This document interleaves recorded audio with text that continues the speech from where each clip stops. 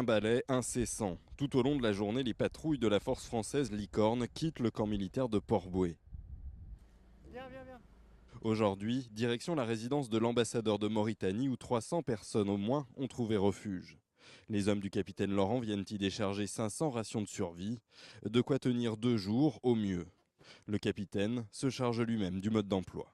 Si tu veux être sûr que l'eau soit très bonne, tu prends l'eau du robinet, tu la mets dans un récipient et tu mets un cachet. Tu laisses pendant 1h30.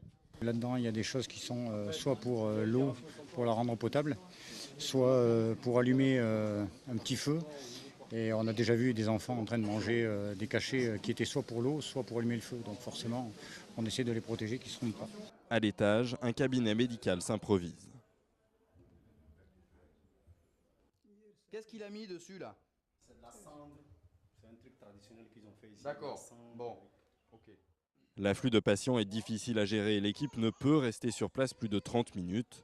Il faut parer au plus pressé avec le peu de matériel disponible. Elle a accouché quand? Il y a une semaine? Nous on n'avait pas beaucoup de médicaments, il y a des situations dépassées où on ne peut plus rien faire, en particulier chirurgical. Mais au niveau médical, il n'y avait pas grand chose de très très grave, quoi. Ça ne peut pas durer très longtemps. Non, il ne faudrait pas que ça dure trop quand même. Sécurisation face midi. Après une demi-heure sur place, la patrouille repart, cette fois pour amener des ressortissants étrangers au camp de Port-Bouët. Ils ont été regroupés dans une résidence sécurisée, mais celle-ci se trouve à quelques centaines de mètres à peine de la résidence de Laurent Gbagbo. Les tirs sont nourris, les combats tout proches.